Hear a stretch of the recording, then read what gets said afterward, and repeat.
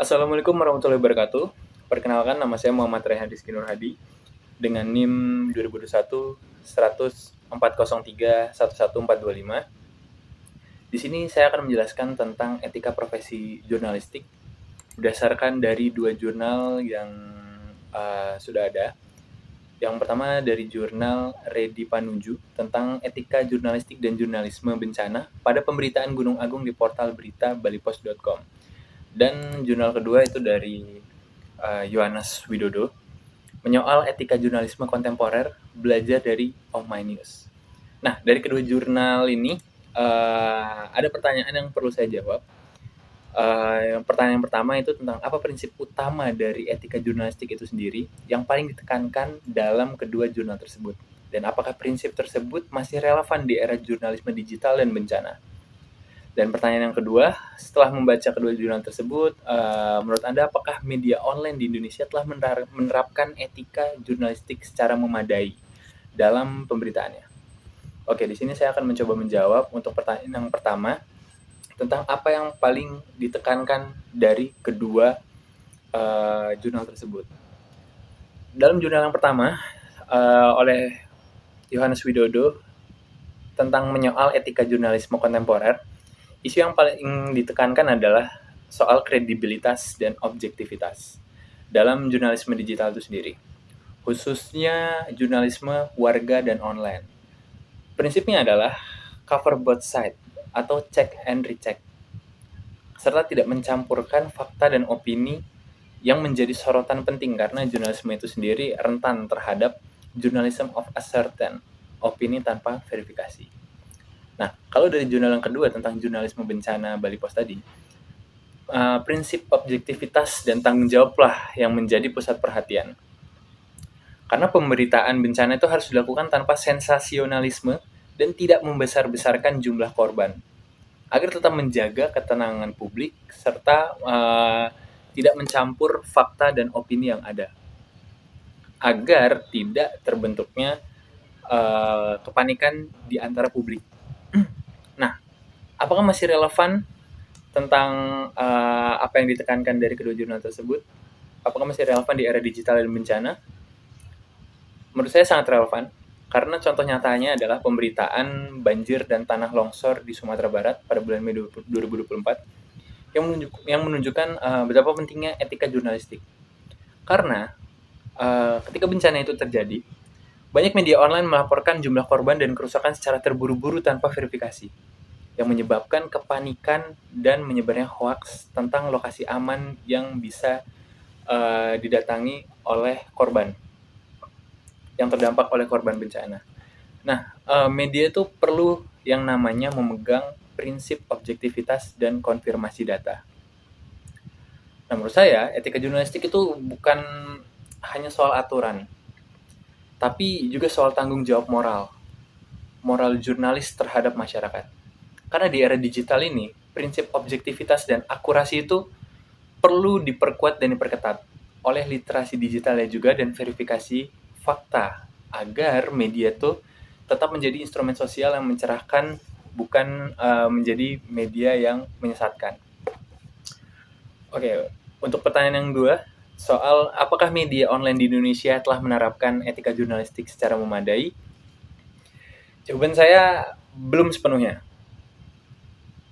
Bukti nyatanya adalah berdasarkan jurnal yang tadi menyoal etika jurnalisme kontemporer oleh Yohanes Widodo, itu menjelaskan banyak media online Indonesia, termasuk blog dan portal berita kecil, yang mengabaikan prinsip etika. Prinsip etika ini mereka selalu saja menggunakan untuk kepentingan pribadi, yaitu demi kecepatan dan juga mendapatkan keuntungan, yaitu clickbait. Contohnya banyak sekali berita viral di media online mengambil isi dari media sosial tanpa verifikasi dan bahkan tidak mencantumkan sumber. Dan bahkan hanya berisikan opini pribadi. Nah, kalau berdasarkan jurnal tentang jurnalisme bencana Bali Pos tadi, menjelaskan meskipun balipos.com itu dinilai menerapkan etika secara baik, tapi laporannya tetap minim karena laporan tersebut tidak dibarengi dengan observasi langsung dan tidak mendalam. Nah, di sini menunjukkan bahwa etika jurnalistik formal tuh diterapkan, sudah diterapkan. Etika jurnalistik ada, tapi substansi kualitasnya itu masih lemah. Nah, untuk kasus nyatanya itu sendiri, itu tentang pemberitaan konflik Rempang tahun 2023. Banyak sekali media online menayangkan video kekerasan tanpa konteks, nge-framing secara bias tentang pro pemerintah atau pro demonstran, dan tidak menampilkan kedua sisi secara seimbang. Yang mana hal ini menjadi polemik karena prinsip cover both and sides tadi dan tanggung jawabnya itu diabaikan. Nah, menurut saya media online ini memiliki potensi yang besar untuk memperluas akses informasi publik. Nah, namun jika tidak diimbangi dengan penerapan etika jurnalistik yang kuat, justru media itu menjadi instrumen disinformasi dan konflik yang paling besar. Karena diperlukan komitmen, profesionalisme, dan penguatan literasi jurnalistik bagi semua media, mau media besar maupun platform baru.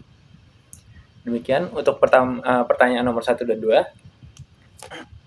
Sisanya pertanyaan selanjutnya akan dijawab oleh rekan-rekan saya. Terima kasih. Assalamualaikum warahmatullahi wabarakatuh. Saya Fauzan Arkanza, NIM 20221004031122. Saya di sini akan menjawab pertanyaan nomor 3 dan 4. Yang pertama-tama nomor 3 dulu. Apakah jurnalisme warga dapat menyaingi profesionalisme jurnalisme arus utama dalam hal etika dan kredibilitas? Jelaskan kelebihan dan resikonya. Jurnalisme warga memiliki potensi untuk melengkapi, namun tidak sepenuhnya menyaingi profesionalisme jurnalisme arus utama dalam hal etika dan kredibilitas. Kelebihan jurnalisme warga adalah menyediakan akses cepat terhadap informasi dari lokasi kejadian langsung, terutama dalam keadaan darurat atau bencana. Yang kedua, memberikan ruang bagi suara-suara dari komunitas yang kurang terwakili dalam media arus utama. Mendorong demokratisasi informasi. Terus yang ini resiko jurnalisme warga, rentan terhadap penyebaran hoaks atau informasi yang belum terverifikasi. Yang kedua, kurangnya akuntabilitas dan tanggung jawab hukum. Terus yang terakhir, potensi bias atau pelanggaran privasi karena minimnya pelatihan etika. Dengan demikian, jurnalisme warga lebih cocok dianggap sebagai pelengkap, bukan pengganti jurnalisme profesional. Ya, selanjutnya nomor 4 ya. Nomor 4 tuh soalnya jurnal pertama menyoroti pentingnya tidak mencampurkan opini dalam berita bencana.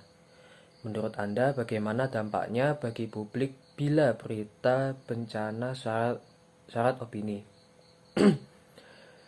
Jika berita bencana syarat dengan opini, dampaknya terhadap publik bisa cukup signifikan dan cenderung negatif. Yaitu dampak negatifnya menyesatkan publik. Opini pribadi bisa membingungkan fakta sehingga publik tidak mendapatkan informasi yang akurat dan terpercaya. Memicu kepanikan. Pertanyaan subjektif yang emosional dapat memperburuk kondisi psikologis masyarakat yang sudah terdampak. Merusak kepercayaan.